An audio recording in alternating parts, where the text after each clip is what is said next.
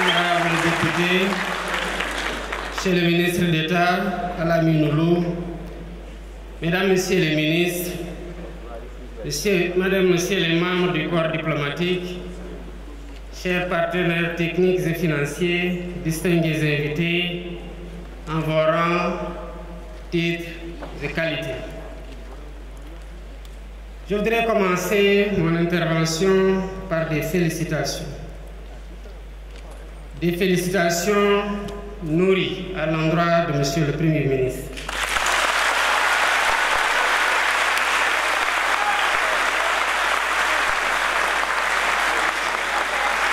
Des félicitations à l'ensemble des membres du gouvernement.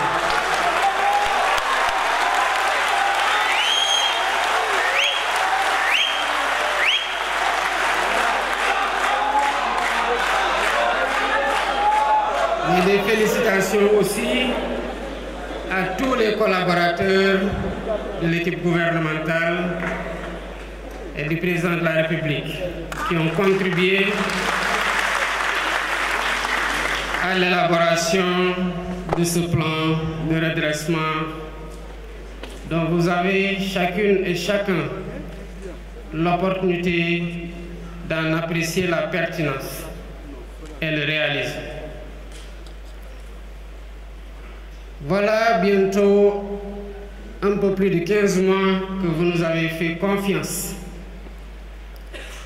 À notre arrivée, nous avons fait la situation de référence à travers un diagnostic honnête. D'abord, par un audit de l'Inspection générale des finances publiques, comme nous l'impose la loi 2012-22 portant code de transparence dans les finances publiques. Nous avons par la suite remis cet audit pour certification à la Cour des comptes qui en a aggravé les résultats, comme pour témoigner de sa liberté d'action et de son indépendance. Nous ne nous sommes pas arrêtés à ça. Nous avons demandé, commandité un audit externe par un cabinet avec une signature internationale, à savoir le cabinet Forbis Mazars. Nous avons fait tout ça pour que les Sénégalais comprennent,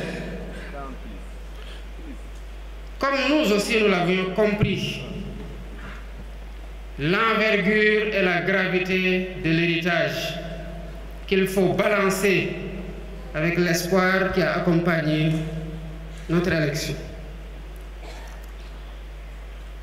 Mais la finalité n'a jamais été de vous dire voilà où en était le pays. Parce que justement, c'est parce que ça ne marchait pas que vous avez décidé de changer d'équipe.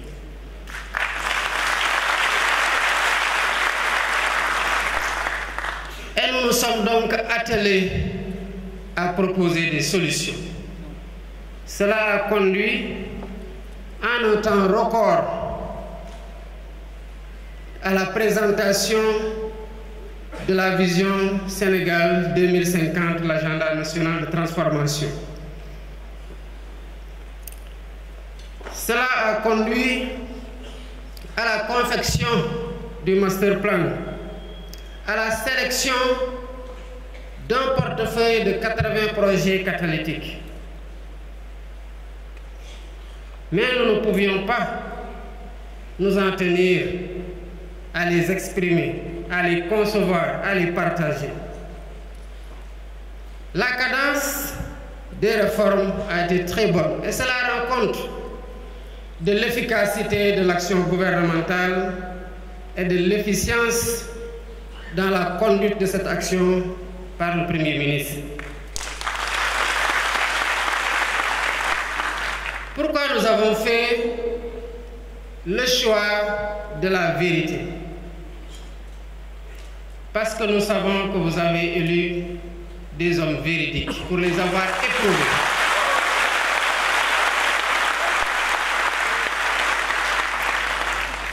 des hommes d'honneur qui n'entendent pas changer au contact du pouvoir. Nous avons fait le choix de la vérité parce que nous avons du respect pour vous, peuple sénégalais. Nous avons fait le choix de la vérité parce que nous voulons imposer à nos interlocuteurs le respect qu'ils nous doivent, en leur donnant le respect qu'ils nous doivent. Et cela ne se fait que dans la vérité. Mais nous avons aussi fait le choix de la vérité pour corriger les anomalies et nous assurer que plus jamais cela ne puisse se reproduire.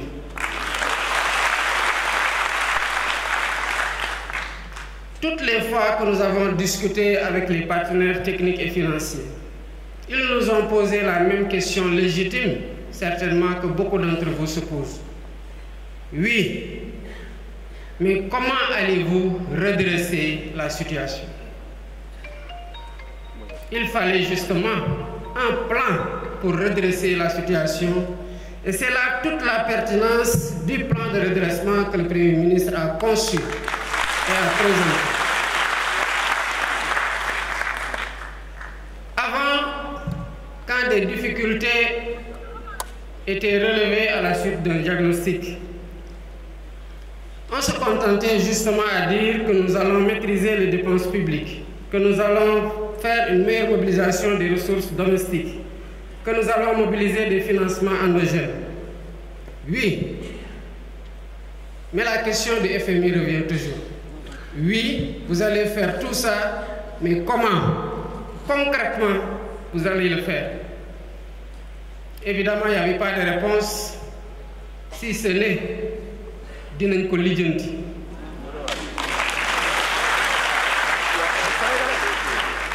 Lijjanti boobu moo waral la dette cachée.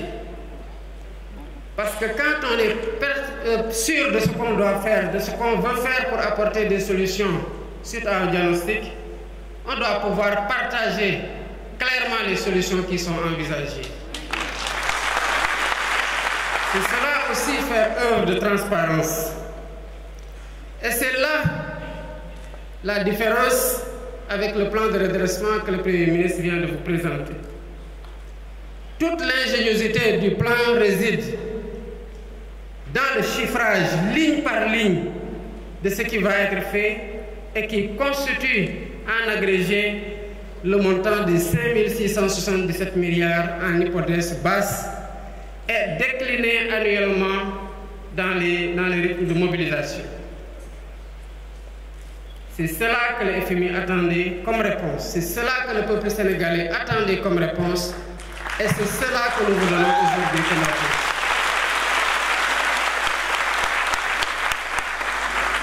Le Premier ministre l'a dit à juste titre. Le redressement a commencé avant ma prestation de serment. Quand lors de ma visite au palais de la République, m'entretenant avec mon prédécesseur, je lui ai dit que j'ai appris que vous êtes sur le point de signer une convention, une concession sur les chantiers navals de Dakar qui n'a pas été négociée dans les bons meilleurs termes. Évidemment, il s'en est défendu, mais je lui ai demandé de stopper.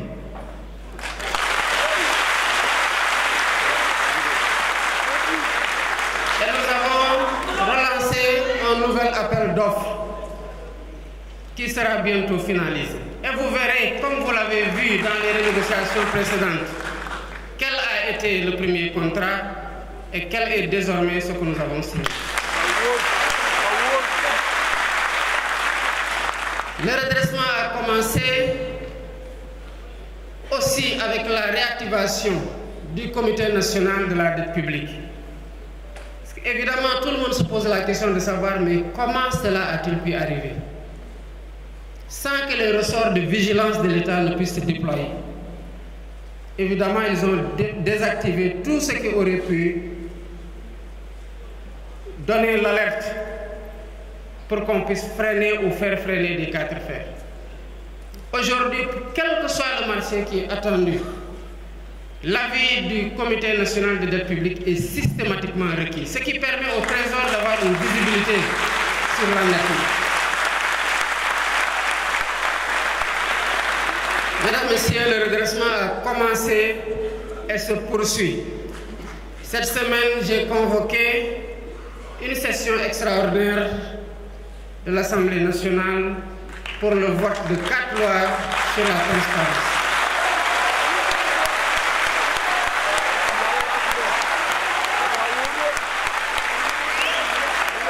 Mesdames et messieurs, je vous invite à vous approprier ces lois. Ça fait une année que nous travaillons sur ces lois pour nous assurer d'avoir le meilleur dispositif de lutte contre la corruption et de promotion de la bonne gouvernance. Et vous le verrez, peut-être que vous partagerez mon sentiment. Et Dieu sait que j'ai été particulièrement exigeant. Je suis très satisfait.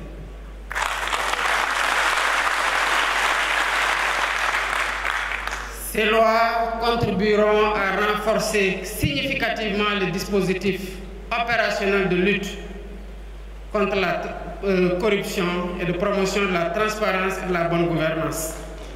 Et ces lois constitueront un rempart sûr contre les prévarications de toutes sortes. Il appartiendra au peuple sénégalais d'en être la vigie pour l'application systématique des dispositions qui seront retenues. Comme vous le savez, la reddition des comptes aussi se poursuit. Vous avez vu, l'Assemblée nationale fait son travail, la justice fait son travail dans la sérénité. Et ce travail se poursuivra dans la sérénité. Pour ce qui concerne la taille de l'État, le redressement aussi a déjà commencé. Nous avons dissous le Haut Conseil des collectivités territoriales et le Conseil économique, social et environnemental. Qu'est-ce que nous avons fait par la suite des budgets de ces deux institutions? Nous avons recruté 2000 enseignants.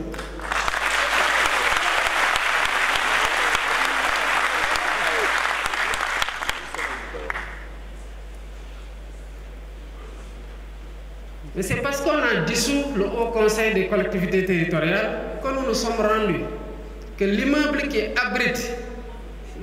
abritait le Haut Conseil a été acquis par l'État depuis 2014. Mais l'État a continué de 2014 à 2024 à payer des loyers sur le même immeuble.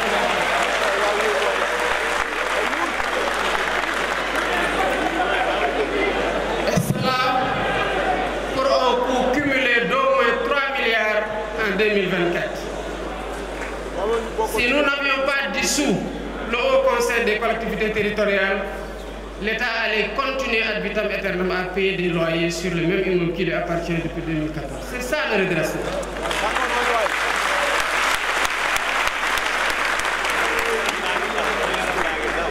Ces institutions ont été dissoutes, mais le Sénégal continue à marcher et mieux.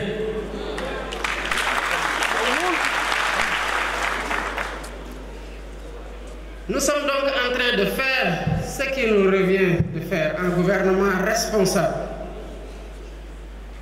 soucieux des difficultés qu'endure le peuple sénégalais et ayant à cœur d'y apporter les solutions les plus immédiates. Mais ce que nous attendons du peuple sénégalais, c'est de comprendre que nous devons compter d'abord sur nous-mêmes pour nous sortir de ces difficultés.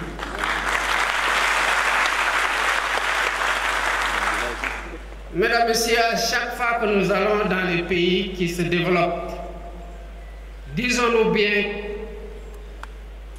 que Dieu n'a descendu dans ces pays que des hommes et des femmes avec 2 mains, 5 doigts dans chaque main. Et c'est les filles et les fils de ces pays qui ont bâti ces pays que nous envions aujourd'hui. J'ai eu ici hier un invité d'honneur lors de la consécration des meilleurs élèves de notre école. Nous partageons tous, je le pense, la même conviction après avoir assisté à la décoration de M. Pape Nathan Gobaye. C'est qu'avec de la volonté, nous pouvons déplacer des montagnes. Et si un Sénégalais l'a fait, c'est parce que cette ressource se trouve en chacune et en chacun d'entre nous. Nous sommes en mesure de redresser la situation et nous avons déjà commencé à la redresser. Il n'y a qu'à poursuivre et à consolider les efforts en cours et Inch'Allah, tout ira très bien.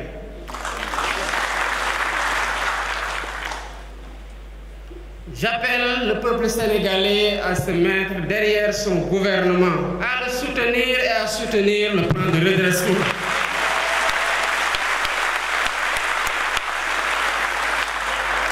Les bénéfices de ce plan iront déjà au peuple. Ils vont déjà au peuple. Par le recrutement, je l'ai dit tantôt, de 2000 enseignants. Par le recrutement projeté de 500 enseignants du supérieur. Par le recrutement de 200 enseignants pour la formation professionnelle et technique. Et tous ces enseignants prennent en charge qui? Nos enfants. C'est ça le bénéfice du redressement. Entre autres. Je passerai sur les autres impacts que le Premier ministre a brillamment exposés et conclure pour dire à l'ensemble du peuple sénégalais que ce que nous avons présenté et que nous envisageons de faire ne se fera pas sans vous. Il se fera pour vous. Il se fera avec vous.